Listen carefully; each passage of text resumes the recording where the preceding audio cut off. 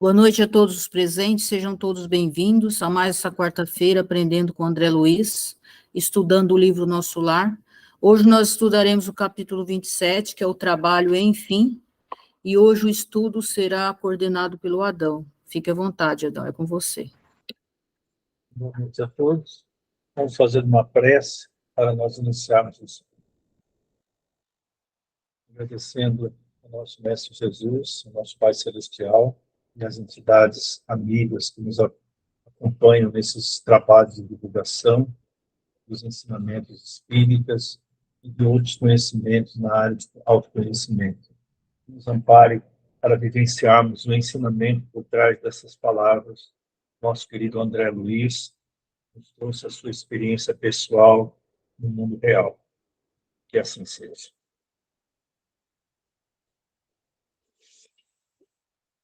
Então, hoje nós vamos falar do capítulo 27 da obra Nosso Lar, Trabalho, enfim. Então, vamos ver, fazendo os comentários. Nunca poderia imaginar o quadro que se desenhava agora aos meus olhos. Não era bem um hospital de sangue, nem um instituto de tratamento normal da saúde orgânica. Era uma série de câmaras vastas, ligadas entre si e repletas de verdadeiros despojos humanos. Primeiro comentário a ser feito ali. Não lembrava um hospital terreno, e não lembra mesmo. Lembra um hospital psiquiátrico? Um pouco. Câmaras isoladas. Por quê? Dado o estado de desequilíbrio de cada um. Porque é muito difícil dizer que um espírito desencarnado está numa condição idêntica do outro ali. Cada um apresenta um quadro de desequilíbrio. Verdadeiros despojos humanos. Singular vozerio pairava no ar. Gemidos, soluços, frases dolorosas, pronunciadas a esmo. Rostos escaveirados, mãos esqueléticas, faces monstruosas deixavam transparecer terrível miséria espiritual. Por que esta aparência? Ele vai explicando. Primeiro, desequilíbrio mental e emocional em alto nível. A maioria chega ali em estado de demência. E profunda depressão. Nos períodos vividos na faixa umbralina, mergulha o espírito num estado de pavor, monoideísmo, quer dizer, uma ideia fixa dentro da própria consciência de culpa, de arrependimento e depressão, uma profunda depressão. A aparência esquelética, porque eles refletem o estado do corpo físico. O estado de decomposição, que foi a última conexão que tiveram com a matéria. Então, ainda refletem.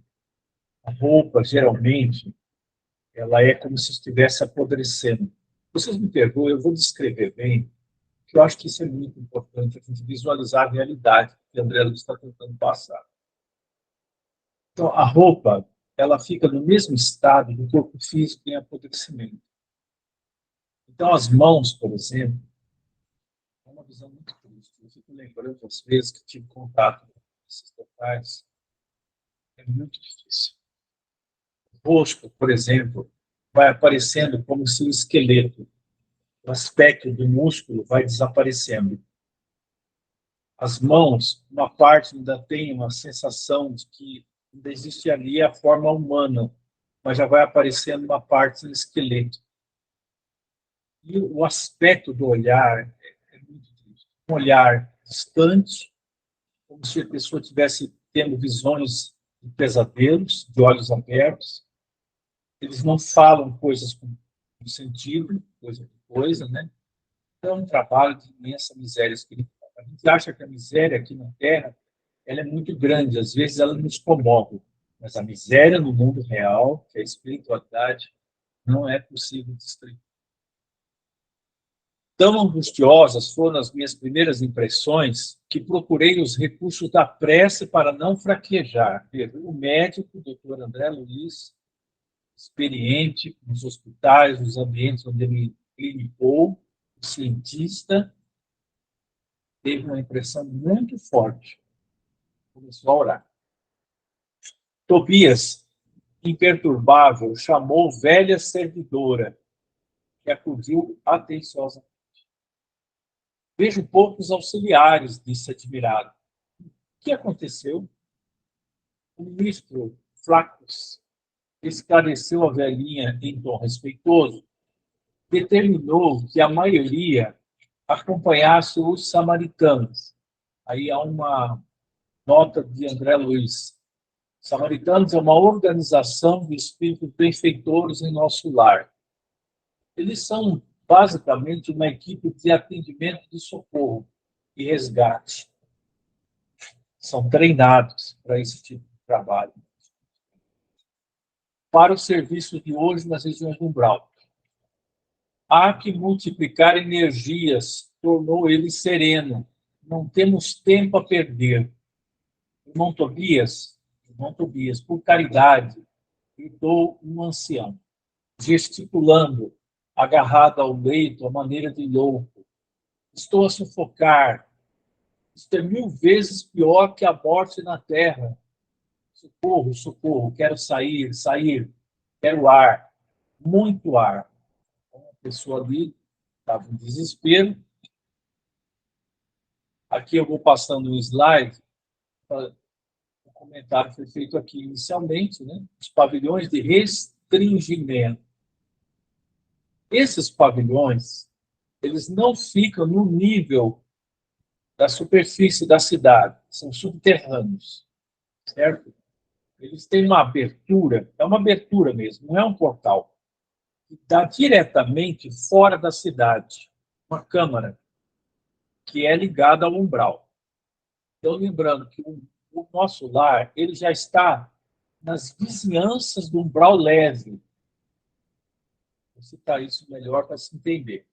O umbral fica muito próximo da Terra, na quarta dimensão, ou quarta faixa. Nós estamos na terceira. O nosso lar está na quinta dimensão, quinta faixa, ou quinta esfera espiritual. E ali já está terminando a faixa umbralina. Então, a partir da quinta faixa, sexta, sétima, até 12, são 12 na Terra, não existe mais umbral. Então, ali ainda existe a vizinhança da cidade. Então, esse subterrâneo é por onde as caravanas saem e retornam. O ambiente não pode ter luz intensa. Tá? É uma luz, é uma penumbra. Por quê? Não é só pelo efeito intenso da luz nos olhos dos espíritos. Viveram muito tempo num ambiente sem essa luz do sol, vamos dizer assim, escuro. Muitos viveram em ambientes muito escuros. Anos. Não é só por isso, não. Porque a luz astral, ou luz sideral, que existe nas colônias, que é sustentada pelos planos superiores, canalizada por aparelhagens e também mantida pela mentalização da população da cidade, que ali existe também uma legislação nas cidades. Uma dessas coisas é que cada morador é responsável, quando habita ali, passa a viver ali, pela manutenção vibratória da cidade. Ou seja, evitar conversas infelizes, pensamentos negativos, cultivar oração e assim por diante. Então, cada um se responsabiliza pelo ambiente. Então, essa luz astral, ela envolve a cidade e os ambientes. Então, o contato de quem passou um bom tempo nesse estágio ali nas regiões escuras, com a luz astral, ele pode causar muito mal-estar. Pode causar sensação de choques elétricos no perispírito, vômitos, e acontece isso, tonturas, convulsões. Então, é restringida a iluminação dali também, para não perturbá-los. O que ele está descrevendo, que nós já descrevemos, vamos continuar, então. Tão angustiosas foram minhas primeiras impressões que procurei os recursos da prece para não fraquejar. Voltando ao texto. Tobias aproximou-se, examinou-o com atenção e perguntou: por que teria o ribeiro piorado tanto? Experimentou uma crise de grandes proporções, explicou a serva. E o assistente Gonçalves esclareceu que a carga de pensamentos sombrios emitidos pelos parentes encarnados era a causa fundamental desse agravo de perturbação. Aí cabe um comentário aqui. A questão da emissão mental dos desencarnados, que às vezes prossegue nos primeiros tempos da desencarnação e às vezes por anos. São expectativas, saudades, mágoas, revoltas. E o espírito, principalmente nesse estágio que ele se encontra, é extremamente sensível. É muito difícil, como vamos comentar aqui mais adiante, os enfermeiros socorristas, médicos, enfim, manterem ele ali no hospital. Ele pode fugir e pairar aqui na Terra, pode chegar até a crosta, para junto de quem está mentalizando ele.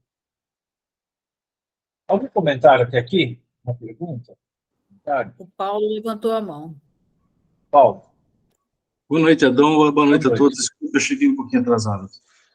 Mas, assim, eu fiquei com a seguinte dúvida, Adão. Quando ele fala que a gente vê que eles assumem um faces cadavérico, né? É do corpo em decomposição, né? Basicamente, muitas dessas pessoas. O que você acha qual seria o papel da cremação, por exemplo, desses espíritos muito perversos? Quando eles são cremados, Adão, eles não passam por esse processo de cadaverização e tudo mais, né? Você acha que o corpo deles também ficaria assim nesse estado, assim, ou o que a gente poderia pensar nesse sentido? Eu penso, a questão da cremação, ela depende muito da condição espiritual. Um compromisso que esta pessoa que vai passar pela cremação de corpo físico tem que assumir e se desapegar. Aí que está a dificuldade do corpo físico. E é raríssimos aqueles que têm essa condição ideal. Então, na condição que eles estavam, mesmo porque eles foram parar numa esfera umbralina, a consciência deles estava muito perturbada. Então, provavelmente o perispírito sentiria os efeitos da cremação naquele período. Os efeitos da cremação seriam evidentes no perispírito. Aí eles não sentiriam, como foi descrito, a cadaverização, mas os efeitos da cremação no perispírito. Entendi. Certo? Entendi. Obrigado, Adão. Acho que é isso mesmo. Acho que tirou minha dúvida. Obrigado. Agora, eu achei interessante. Sim. Não, interessante quando você falou a questão da responsabilidade de cada um, né? Mas nós também temos, né? Porque a espiritualidade sempre pede, né, para que a gente mantenha a vibração por conta disso também, né?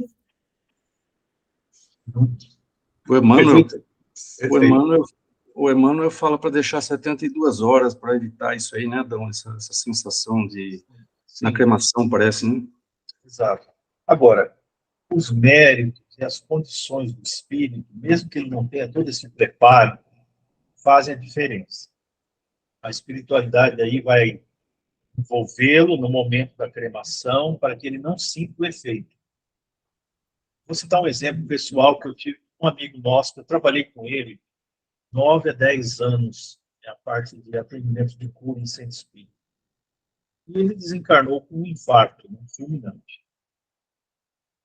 Mas era uma pessoa extremamente trabalhadora no campo do bem. Ou seja, quando eles foram fazer, mais ou menos, eu não sei se foi autópsia, o que foi feito. Ele foi anestesiado, bem anestesiado, para que ele não percebesse aquilo que estavam fazendo no corpo físico dele nas primeiras horas. Aí eu recordo que ele comenta que quando ele acordou, ele já estava no hospital espiritual.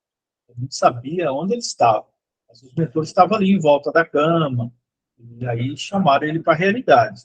A encarnação tinha acontecido. Mas ele fala que ele não percebeu que foi feito no corpo após a morte dele, o físico, né, na realidade. Porque ele foi realmente anestesiado. Então, são situações e situações de cada um. Aí é uma questão dos méritos de cada um. Ter esse amparo ou não. Ou permitir o socorro da espiritualidade, porque muitos deles não têm essa condição. Tá? Mais algum comentário? Vamos prosseguir. Então ele pergunta, por que teria o Ribeiro piorado tanto? Experimentou uma crise de grandes proporções. Explicou a serva. E o assistente Gonçalves esclareceu que a carga de pensamentos sombrios emitidos pelos parentes encarnados era a causa fundamental desse agravo de perturbação. Visto achar-se ainda muito fraco, sem ter acumulado força mental suficiente para desprender-se dos laços mais fortes do mundo. Aí, nós temos aí uma explicação do que acabamos de falar. Enquanto nós não tivermos, e a maioria de nós não tem, força mental suficiente para se desprender dos laços físicos e com o mundo, porque existem laços afetivos, o que é normal. Nós temos a questão familiar e outros laços muito fortes aqui. E a maioria de nós, eu estava pensando nisso quando li esse texto novamente, não prepara a família para o momento que nós não vamos estar mais aqui, fisicamente. Nós sequer nos preocupamos em prepará-los para isso. Então, nós deveríamos fazer, porque isso vai nos trazer paz e equilíbrio na hora exata em que nós estivermos nesse plano, principalmente nos primeiros momentos. Por exemplo, as questões materiais, né, que geram tantos conflitos, tentarmos deixar, pelo menos relativamente, encaminhado para que no momento que nós partirmos, isso não represente um problema, não só para quem permanece, como para nós a nível de consciência. Então, são coisas básicas, nós sabemos disso, mas nem sempre damos atenção a essa questão. Enquanto o generoso Tobias acariciava a fronte do enfermo, a serviçal prosseguia esclarecendo. Hoje, muito cedo, ele se ausentou sem consentimento nosso. Veja, ele saiu dali, a correr desabaladamente. Gritava que lhe exigiam a presença no lar, e não podia esquecer a esposa e os filhos chorosos, que era crueldade retê-lo aqui, distante do lar. Lourenço e Hermes esforçaram-se por fazê-lo voltar ao leito, mas foi impossível. Ou seja, ele queria, a todo custo, voltar para casa, perto da família. Deliberei, então, aplicar alguns passes de prostração. Em outras palavras, anestesiou ele com energias. Os mentores fazem isso. Anestesiam com energias profundas. E aí ele adormece profundamente. Subtrair-lhe as forças e a motilidade em benefício dele mesmo. Que ele voltar para a Terra numa condição em que ele estava seria muito grave para ele e para a família também. Algum comentário? Então, Oi. quando ele falou prostração, de início eu pensei igual você, que ele anestesiou e fez dormir, mas a impressão que eu tenho é que ele só paralisou ele, vamos dizer assim, a parte, manteve ele lúcido. Vou falar por quê. Porque mais para frente, ele começa a gritar, se mexer, só que ele falou que não podia se mexer, mas ele estava lúcido. Então, eu tenho a impressão que ele fez uma paralisia, não uma anestesia. Não, assim, não fez dormir, entendeu? Fez tipo uma paralisia. Essa foi a impressão que eu tive, não sei se... Perfeito, sim, pode ter sido isso, sim. Mas há casos que eles adormecem mesmo. Eles adormecem realmente quando a situação é muito grave. Mais alguém? Aí aqui a citação, slide, a explicação, e ali as mãos, né, apresentando que ele recebeu um passe para ele se acalmar. E ambiente do Ministério da Regeneração. Vamos prosseguir na leitura e deixar esse próximo slide aí. Fez muito bem, acentuou Tobias pensativo. Vou pedir providências contra a atitude da família. É preciso que ela receba maior bagagem de preocupações para que nos deixe o Ribeiro em paz. Ele fez uma colocação muito firme aqui, né? Vamos conversar, vamos tomar uma atitude em relação à família dele, para deixá-lo em paz, para ele poder se recuperar. Fiquei doente procurando identificar a expressão íntima, verificando a legítima expressão de um dementado, demente. Ele chamara Tobias como uma criança que conhece o benfeitor, mas acusava profundo alheamento de quanto se dizia a seu respeito. Quer dizer, a mente dele estava desalinhada. Provavelmente ele sabia que ele já não estava mais no corpo, mas ainda não havia se situado no ambiente, no local onde ele estava. Notando minha admiração, o novo orientador explicou. O pobrezinho permanece na fase de pesadelo, em que a alma pouco mais vê e ouve que as aflições próprias. Está preso no campo da própria consciência. Remorsos, culpas, temores. O homem, meu caro, encontra na vida real o que amontoou para si mesmo. Vejam que verdade que está. Aonde estiver o teu tesouro, aí também estará junto o teu coração. As sábias palavras de Jesus.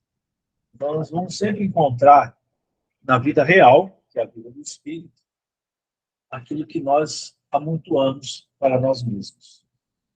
Eu achei interessante nisso aqui. Eu já ouvi muitas vezes os espíritos dizerem a nós e a pessoas desencarnadas ou recém-desencarnadas, eles até, depois de um certo momento, eles até tentam acalmar, brincam, dizem assim, seja bem-vindo ao mundo real. Eles falam assim, seja bem-vindo ao mundo real. Porque às vezes o espírito já está assustado com o que ele está vendo e eles tentam acalmar. Esse é o mundo real. Seja bem-vindo. Muito bem. O nosso Ribeiro deixou-se empolgar por numerosas ilusões. Eu quis indagar da origem dos seus padecimentos, conhecer-lhes a procedência e o histórico da situação. Entretanto, recordei as criteriosas ponderações da mãe de Lísias, relativas à curiosidade, e calei. Tobias dirigiu ao enfermo generosas palavras de otimismo e esperança. Prometeu que iria providenciar recurso a melhoras, que mantivesse calmo em benefício próprio e que não se aborrecesse por estar preso à cama. Ribeiro, muito trêmulo, rosto ceráceo, esboçou um sorriso muito triste e agradeceu com lágrimas. Seguimos através de numerosas filas de camas bem cuidadas, sentindo a desagradável exalação ambiente, oriunda, como vinha a saber mais tarde, das emanações mentais dos que ali se congregavam com as dolorosas impressões da morte física, muitas vezes sob o império de baixos pensamentos. Essa aqui é uma, além da aparência, foi não, Paulo? Desculpe estar interrompendo vocês, mas me ocorreu o seguinte, Adão, quer dizer que o pensamento tem cheiro. Sim, vou explicar agora. Interessante, né? A gente não pensa dessa forma. Eu não pensava assim, mas... Eu vou dar um exemplo para vocês do que é esse odor. Para vocês terem uma ideia como é desagradável. O cheiro de carne em decomposição, fezes. Esse é o odor. É horroroso. Então, mas assim, da decomposição eu entendo, mas aqui ele está falando assim que é emanação mental. Mental, sim. É mental, né? As impressões da morte física que ele está falando ali Emanação mental com as dolorosas impressões da morte física. Sim, os nossos pensamentos, eles têm odor e eles têm cor. É isso também. Beleza. Amauri? Eu já vi alguns médiums relatarem durante um trabalho, um passe, uma palestra, que eles sentem odores bons também, né? Que chegam dos espíritos, odores de flores, Flores, odores perfumes, isso. existe Perfeito. isso, sim. Sim, sim, perfeitamente. E Então, muitos percebem. Não é difícil Maurinho, perceber. desculpa, Adão. Aí é flor, né? Flor, tudo Flores mais. ou essências que nós não conhecemos aqui na Terra. Isso, mas o que a minha surpresa foi que é mental. Da mente. Mental. Sim. A flor não é mental, aí, no caso, né? Não é isso que ele quis dizer. A aura espiritual dos espíritos mais elevados, ela exala perfumes. Essa aura, como nós sabemos, ela é a união de duas coisas. Ela é do sentimento e do pensamento que constitui o padrão vibratório do espírito, que exala um perfume. E Então, assemelha-se ao perfume de flores terrenas, mas nem sempre você consegue relacionar, que são perfumes bem diferentes. Então, Dom, por exemplo, digamos que um espírito imagine uma flor, ele pensa numa flor. Então, ele pode, só no fato de ele pensar na flor, a pessoa lá cheirar perfume. Pode, né? Ele plasma. Legal. Ele plasma. Legal. Entendeu? Ou acontece, como eu já percebi, quando eles chegam das colônias, das cidades, eles trazem flores de lá. Colocam ali na mesa mediúnica, distribuem entre os assistentes. Vocês já viram relatos que o médium fala assim, olha, deixaram uma rosa na minha mão aqui. Eles trazem das colônias. Eu já vi, mas eu Olha, achava que era da flor, mas não é, então, é do pensamento deles. Pensamento. Então. Mas existem as flores trazidas do astral. Entendeu? Ela é uma matéria astral. Não é o pensamento que eles colocam na flor. Não. Pode ser um pensamento plasmado. Como pode ser eles trazerem flores. Como alguém que pega do seu jardim para levar para um doente. Entenderam? Beleza. É muito comum na reunião lá no Ramatiz dos Pretos Velhos, no dia deles, eles trazem muitas flores das colônias deles e colocam lá no ambiente. É uma forma de... Só que elas não trazem só perfume, elas trazem energias das cidades do astral e harmonizam o ambiente. Entenderam? Claro? Agora, acontece realmente, eles podem criar uma imagem. Uma imagem. É muito comum eles fazerem isso. O que os videntes vão ver é uma imagem mental projetada. Seria uma criação ideoplástica. Ideoplastia. Eu acho que aí ficou mais fácil de entender. Tá certo? Ok. Mais algum comentário, pessoal? Vai recordando algumas coisas. Bom, então a questão da exalação do cheiro, né? Reservam-se estas câmaras, explicou o companheiro bondosamente, apenas a entidades de natureza masculina. Vejam só isso também. Aí vem o segundo, o slide ainda está aqui atual, né? Não cheguei aqui ainda. Tobias, estou morrendo a fome e sede, bradava um estagiário. Socorro, irmão, gritava outro. Pelo amor de Deus, não suporto mais, exclamava ainda outro. Coração alanceado ante o sofrimento de tantas criaturas, não contive a interrogação penosa. Meu amigo, como é triste a reunião de tantos sofredores e torturados. Por que esse quadro angustioso? Aí ele vai começar a explicar, generalizar o que estava acontecendo ali. Bem, dando slide, vamos ver. Não devemos observar aqui somente dor e desolação. Lembre, meu irmão, que esses doentes estão atendidos. Já se retiraram do umbral, onde tantas armadilhas aguardam os imprevidentes, descuidosos de si mesmos. nesses pavilhões, pelo menos, já se preparam para o serviço regenerador. Eu queria explicar outra coisa para vocês aí. Há todo um processo ali. Quando os padroleiros, socorristas, no caso ali os samaritanos, cada cidade tem as equipes próprias de resgate, eles trazem os doentes a toda uma sequência de atendimento. A primeira coisa que eles vão fazer é dar um banho fluídico, um banho mesmo, tirar aquelas roupas, fazer aquele banho energético, um banho energético. Depois é a fase de primeiros socorros, como se fosse um hospital comum, só que ali é mais grave, né?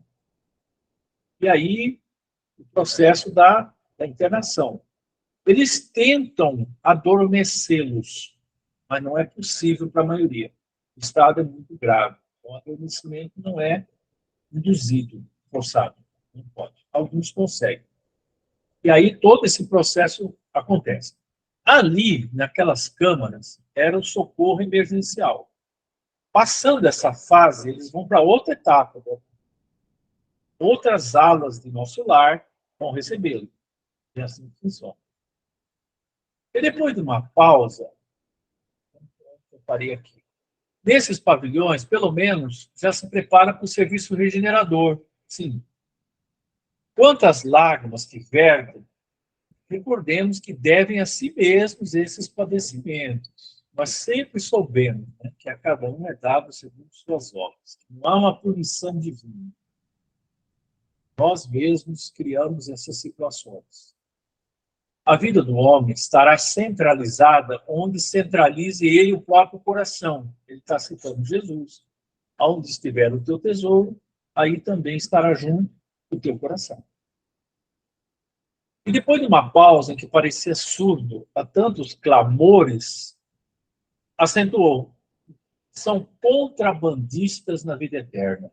Interessante o termo. Contrabandistas na vida eterna. Como assim? Atalhei interessado. O interlocutor sorriu e respondeu em voz firme. Acreditavam que as mercadorias propriamente terrestres teriam o mesmo valor nos planos do espírito. Supunham que o prazer criminoso, o poder do dinheiro, a revolta contra a lei e a imposição dos caprichos atravessariam as fronteiras do túmulo. Ou seja, continuariam exatamente como estavam vivendo aqui. Só que a realidade é outra. Oferecendo-lhes ensejos a disparates novos. Foram negociantes imprevidentes. Esqueceram de cambiar as posses materiais em créditos espirituais. Eu acho que é importante a gente parar e comentar isso aqui. Alguém quer fazer um questionamento, um comentário? Ele está sendo bem claro aqui o que acontece. Será que fazemos isso? Tem um comentário do Dr. Inácio Ferreira, numa obra, que eu achei muito interessante, porque ele é muito engraçado até no comentário. Psiquiatra, no mundo espiritual. E ele fala diretamente para os espíritas. Ele fala assim: muitos espíritas trabalham no bem, na caridade, como se estivesse fazendo um investimento para sacar depois na espiritualidade. Entendendo? Eu vou fazer para depois eu sacar o retorno desse investimento. Não há desinteresse. Há um interesse oculto ali. São coisas muito sérias, né? E isso ele fala para os espíritos. Agora, não estou dizendo que os outros sejam melhores ou piores do que nós, mas nós temos um pouco de entendimento da realidade. Então, o que acontece é que o espírito, primeiro, não se prepara para esse momento da transição, chamada morte. Surpreende-se que a vida continua. Percebe que carrega consigo todas as marcas daquilo que ele fez. Todas elas. E enfrenta a realidade daquilo que ele é realmente. Então, há essa troca, né? Eu conquistei aqui, mas eu quero levar isso após a morte. Interessante. Mas, Adão, Você falou, é bem verdade. Mas do jeito que o Tobias coloca ali, ele fala em cambiar os bens materiais por créditos espirituais. Ele faz assim, ele faz como se fosse uma barganha mesmo, né? Ele fala assim, né? Apesar que não é o certo, é como você está falando. Mas ele dá essa impressão. Eu não fiquei com essa impressão, não sei se eu estou... Sim, exatamente. Uma troca, exatamente.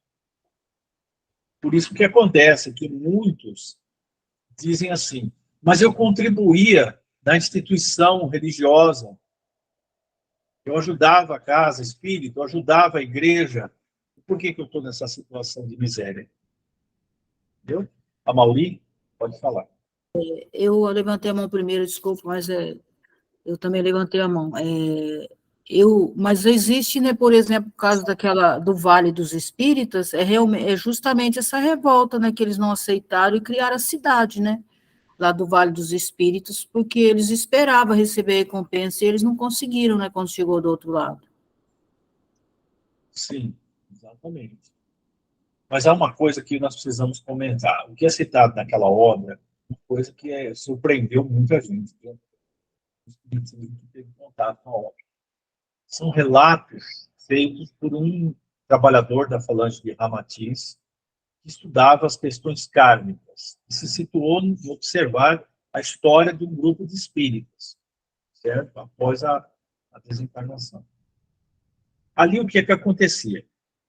Havia os méritos do trabalho, mas não havia autoconhecimento que promoveria a real transformação do espírito. Muitos trabalharam bastante, aí desencarnam, revoltados, em várias situações. Os benfeitores não tiveram condições de conduzi-los e eles ficaram em cidades que seria o umbral leve, o tempo suficiente para expurgarem perispiritualmente aquelas energias densas e fazer uma reavaliação de consciência. Entenderam? Mas acompanhados invisivelmente, porque eles não viam os seus mentores, guardiões, protetores, familiares. Tanto que depois de 1 ano ou 2, eles saíram dali. Muitos, até por conta própria, deixaram o local. E aí partiram para outras etapas. Então foi diferente. Não tinham condições de ir para um plano superior. Não tinham decaído tanto ao ponto de ir por um umbral denso. Ficaram numa zona intermediária. Mas ele fala que... Sim. Eles falam que eles ficaram à mercê de um grupo, né, que sempre esperam essas pessoas que são inteligentes, mas que ainda não entenderam, né, a questão espiritual, e aí eles aproveitam essas pessoas para a falange deles também, né? Sim, exatamente. Mas aproveitando a eloquência, eram oradores, pessoas de muito conhecimento espiritual, mas faltou o processo que a gente vem trabalhando, batalhando dentro de nós, né? O autoconhecimento. Veja a importância disso. A Mauri. Eu não sei se aplica aqui aquela questão de Mamon, Deus e Mamon, talvez. Sim, perfeitamente. Dar a Deus o que é de Deus e a César o que é de César. A Mamon. Exatamente, sim. Exatamente. O equilíbrio, né? Para Mahansa Yogananda, nesses estudos que nós estamos fazendo às terças-feiras, ele fala a importância desse desapego. Ele costuma dizer assim, lembre-se, estamos com pouco tempo aqui. Busque a Deus intensamente enquanto estamos aqui. Faça o trabalho agora. Por quê? Ele está alertando de uma outra forma que a realidade nossa não é aqui. Então, criar muitos apegos aqui, o que é difícil, nós fazemos o contrário, é um prejuízo mais tarde para nós, porque nós vamos ter que nos desprender de tudo isso em algum momento. A prisão mental, o que nós estamos vendo ali, uma prisão mental, ligada ao corpo, ligada às questões da vida pessoal, da encarnação, da família, e assim por diante. Então, isso aí é uma situação muito comum. Okay? Mas está perfeito. Realmente, a citação do Evangelho a Deus e a Mamon, né? Prosseguindo. Deram as mais simples operações de câmbio do mundo. Quando iam a Londres, trocavam contos de reais, na época era contos, né? Por libras esterlinas. Entretanto, nem com a certeza matemática, olha, certeza matemática da morte carnal, se animaram a adquirir os valores da espiritualidade. Agora, o que fazer? Temos os milionários das sensações físicas transformados em mendigos da alma. Eu lembrei agora uma experiência que eu tive há muitos anos. Nós trabalhávamos no atendimento de cura às sextas-feiras à tarde. E uma vez entrou um espírito de uma mulher. Ela estava com um vestido da Idade Média, século XVI, por aí. Bem rasgada, descalça, descabelada, muito triste. Mas, assim, um olhar de um orgulho. E ela dizia assim, por que ela estava ali? Ela entrou dentro da sala de cura, trazida por alguma entidade que queria ajudá-la. Mas ela não via. Ela dizia que aquele ambiente ali não fazia jus à grandeza dela. Ela havia sido uma rainha e que nós éramos pessoas, vamos dizer assim, da ralé. Não merecia nem sequer ouvi-la. Ela não olhava para ver a miséria espiritual que ela estava. Ela não admitia isso. Vejam vocês como é difícil. Aí vocês me perguntam, quanto tempo esse espírito está naquela condição? 200, 300 anos? E não acordou. É isso. Aí ele fala lá, ó, agora, o que fazer? Temos os milionários das sensações físicas transformados em mendigos da alma. Realíssimo. Tobias não podia ser mais lógico. E não é exatamente o que acontece. Uma das coisas que vão nos surpreender, e acho que é bom a gente avisar todo mundo, né? É esse oposto que acontecerá na vida espiritual.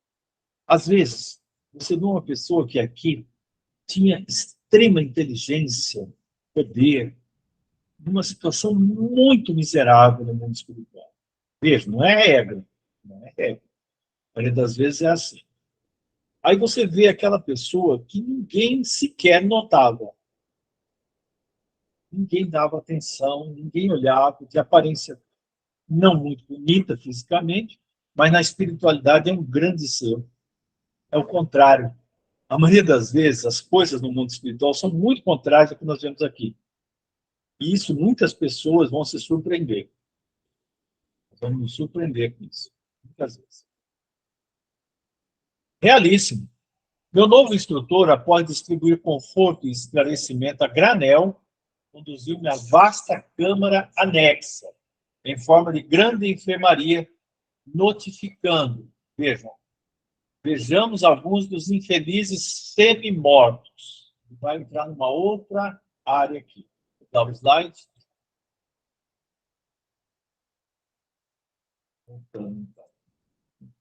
Narcisa, a servidora, acompanhava-nos solícita. Abriu-se a porta e quase cambaleei ante a surpresa angustiosa. 32 homens, de semblante patibular, permaneciam inertes em leitos muito baixos, evidenciando apenas leves movimentos de respiração. Fazendo um gesto significativo com o indicador, Tobias esclareceu. Esses sofredores padecem um sono mais pesado que os outros de nossos irmãos ignorantes. Por isso estavam isolados. Chamamos-de crentes negativos. Ao invés de aceitarem o Senhor, eram vassalos intransigentes do egoísmo. Ao invés de crerem na vida, no movimento, no trabalho, admitiam somente o nada, a imobilidade e a vitória do crime. Seriam os materialistas? Provavelmente. converteram a experiência humana em constante preparação para o grande sono, para um grande sono. Ou seja, não existe nada. A morte é um fim, não há mais nada. Por que eles estavam naquele sono, inertes ali? Cada um encontra aquilo que busca e se defronta com aquilo que crê. Isso é muito importante, nós entendemos. Isso é uma lei universal. E como não tinha qualquer ideia do bem, aí vem a outra situação. Não tinham qualquer ideia do bem a serviço da coletividade. Não há outro recurso senão dormirem longos anos, um pesadelo sinistro. Vejam vocês, já estavam fora da região umbralina, mas ainda viviam pesadelos, com a própria consciência. Aquilo que eles fizeram ou não fizeram, tiveram a oportunidade de fazer, pelo bem dos demais. Algum comentário? Não conseguia... Desculpa, perdão. Só uma pergunta. Eles estavam dormindo espontaneamente ou eles eram induzidos a esse sono? Dá para se entender que é espontaneamente. Espontâneo, né? Eu acredito que foi espontâneo, sim. Tá bom. Obrigado. Tanto que os benfeitores não acordam eles. O despertar vai ter que acontecer também, espontaneamente. Amauri. É um certo embotamento, né? A pessoa fica meio encistada, ela não perde a forma como o ovoide, que tem a forma humana, bem quase com um fiozinho de vida, digamos assim, né? Tanto é que ele chama de semi-morto, o movimento de respiração é curto, mas é um embotamento, é um encistamento, né? Como se fosse vira um esporo, sei lá, alguma coisa uma assim. Uma espécie de múmia. É. Se fosse uma múmia. Muito cuidadoso, Tobias começou a aplicar passes de fortalecimento sobre meus olhos atônitos.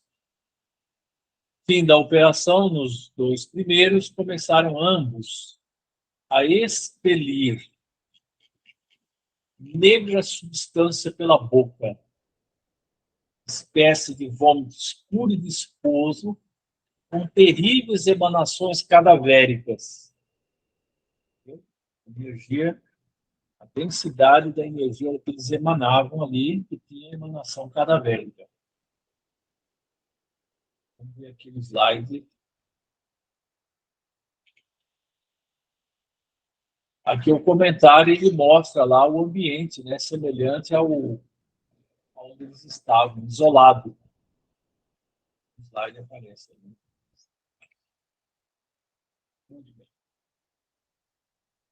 São fluidos venenosos que segregam, explicou Tobias, calma. Narcisa fazia o possível por atender prontamente a tarefa de limpeza, mas de balde. Grande número deles deixava escapar a mesma substância negra e fétida. E a limpeza ali é igual de um hospital comum.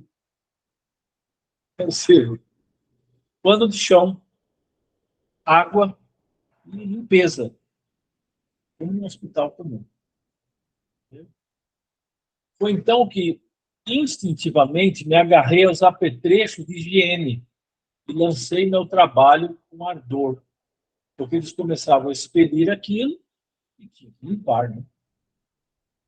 A servidora parecia contente com o auxílio humilde do novo irmão, ao passo que Tobias me dispensava olhares satisfeitos e agradecidos. Aí foi o primeiro momento de trabalho dele, partiu da iniciativa dele.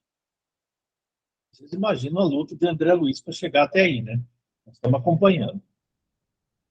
Um cientista brilhante, observador, crítico, raciocínio lógico, que estava assumindo um papel de servidor na hora. Pegou o material de limpeza e começou a limpar o local. Veja que coisa interessante. Isso aí chamou a atenção dos benfeitores ali. Porque eles sabiam quem ele era. Vocês acham que os benfeitores não sabiam? Sabiam. Uma vez eu questionei os mentores da casa lá no André Luiz a respeito dele. Eu falei assim, perguntei para os médicos espirituais. André Luiz chegou numa condição difícil no nosso lar. Primeira pergunta: como é que ele foi ter condições de chegar a uma colônia como o nosso lar? Já é bastante adiantado. Eles falaram o seguinte: duas coisas. Primeiro, méritos da mãe. Era um espírito muito adiantado, que intercedeu por ele. Vejam bem o que eles falaram para mim. Méritos da mãe. Segundo, a espiritualidade superior sabia quem ele era. Sabia que ele chegaria aonde ele deveria chegar. Veja que coisa interessante. E não foi o que aconteceu com ele? Então ele era observado, e no fundo eles esperavam que ele em algum momento despertasse. Aí o Dr. Bezerra de Menezes e Emmanuel convidaram ele a escrever. Ele, no princípio, não quis. Ele relutou falar dele. Mas ele acabou aceitando, e a observação foi atenta de Bezerra de Menezes e Emmanuel sobre o que ele estava escrevendo. Ou seja, a espiritualidade sabia quem ele era e a capacidade que ele teria de trabalho. Muito bem. Parando aqui. O serviço continuou por todo o dia, custando-me abençoado suor, e nenhum amigo do mundo poderia avaliar a alegria sublime do médico, que recomeçava a educação de si mesmo na enfermagem rudimentar. Deixa eu passar o slide aqui. Aí ele lá, não é o André Luiz, mas lembra, né? Limpando o chão lá, um balde e rodo. Agora, eu queria fazer um comentário bacana. Você já, quem leu a coleção de André Luiz, eu quero fazer uma pergunta, ver se alguém vai saber. Quando foi o momento em que ele se iluminou espiritualmente no astral? Não foi nosso lar. Alguém lembra? O momento que aconteceu, a expansão energética da aura dele, quando ele se iluminou? Lembra, Paulo? Aonde foi citado? Não lembro, Adão. Faz muito tempo que eu li essas obras. Não lembro. E o Amauri, não lembro? Não sei se leu também. Também não lembro. Eu li fora da ordem, algumas em alguns cursos, eu não lembro, não. Foi citado na obra Os Mensageiros, quando ele e o padre Hilário, se não estou enganado, em que eles estavam entrando numa região muito difícil, e de repente ele chora muito, ele e o padre Hilário. Acho que Eles começam a irradiar muita luz. E aí o Aniceto diz para eles agradecerem a Deus por aquilo. Foi o momento que aconteceu. Veja, até chegar lá, ele passou por um caminho aí, de trabalho, de estudo, de reflexão. E, finalmente, ele atingiu esse grau. O mensageiro cita quando aconteceu isso. Tá? O Amaury tinha levantado a mão no comentário. Acho que a Ana sabia, ela levantou a mão para falar, acho que ela se lembra dessa ver pelo celular. A Badia me avisa. Ana. Não é porque eu lembrei do filme que houve esse momento também dessa iluminação, quando ele ajudou o marido da esposa, né? Que ele já estava no nosso lar, ele foi liberado, né? Até aos aposentos da esposa, né? E aí ele verificou que ela estava já com outro casamento, e aí quando ele decidiu ajudá-lo, houve também mesmo no filme, né? Houve aquela expansão assim, da luz dele quando ele realmente ajudou, né? Mas eu lembrei dessa parte, né? Sim. Que o outro, não sei se houve da outra pessoa. Sim, exatamente. Só isso. E aí encerra o capítulo. Os comentários agora. Eu queria dizer que eu achei muito difícil, assim, né? O trabalho, acho que tem que ter uma abnegação, um amor muito grande. O Tobias, o cara aflito, assustado, impressionado, e o Tobias tranquilo, sereno e equilibrado, e prestando assistência. Eu achei isso incrível. Achei incrível o André também, instintivamente, ele fala indo ajudar e fazendo a limpeza lá da secreção que saiu, no intuito de ajudar mesmo, porque não tem serviço bom e serviço ruim, tem o serviço que precisa ser feito e faz quem tem amor o suficiente para fazer, e ponto final. E não tem, né? Esse é feio, esse é bonito. Tem o que precisa ser feito, é simples, né? E dizer que eu já vivenciei umas situações na vida, no pronto-socorro, em alguns casos, que não estão não tão muito longe, não, dessas inscrições aí, que são. Fiquei até um pouco consolado agora. Fiquei um pouco consolado, sabendo que aqui, apesar de não ser a vida real, né? Mas tem situação bem, bem semelhante. Essas secreções aí já tive algumas oportunidades. Sim, verdade. Com certeza, né? Obrigado. Uma vez eu conversei com o Paulo Neto. Todos conhecem Paulo Neto, né? Já se encarnou, acho que há um ano ou dois. Paulo Neto trabalhou com cura há muitos anos, em vários lugares do Brasil. E ele esteve, não me lembro, me parece que na Europa, e fez um trabalho de cura, atendendo muitas pessoas. Aí ele contou que os videntes viram lá, parece que foi em Roma, eu não sei se por coincidência, tá? Viram João Paulo II e a Madre Teresa de Calcutá limpando o chão no local do atendimento. Limpando o chão. Madre Teresa e João Paulo II, o espírito dele, no local onde eles estavam fazendo tratamento de cura lá na Itália. Vejam vocês, não existe essa. Você falou, o serviço grandioso, o serviço pequeno. Existe a intensidade do sentimento de servir. Né? Eu não sei como é. É isso mesmo, também concordo. A gente tem que estar sempre disposto a servir em todos os campos, em todos os lugares, né? Isso tem que ser uma coisa muito profunda, mesmo porque quem mais trabalha, quem mais serve, são aqueles que são mais elevados nas categorias dos mundos, né? Jesus mesmo falava que ele nunca parava de trabalhar como o meu pai, ele falava, nunca paro de trabalhar.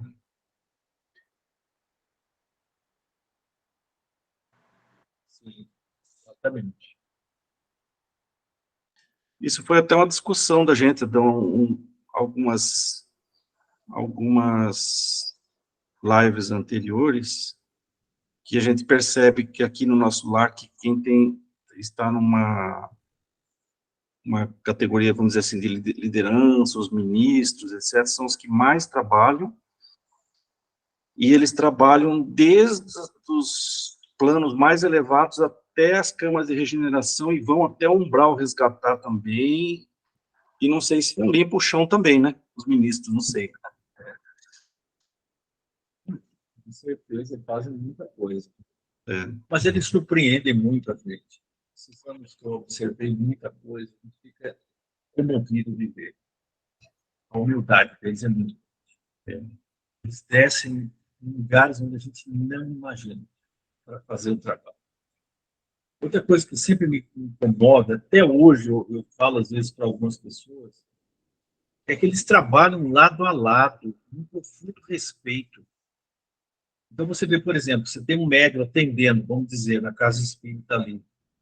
Do lado tem o médico espiritual, tem o caboclo, tem o guardião, tem o socorrista, trabalham todos juntos, cada um no seu momento, um cooperando com o outro.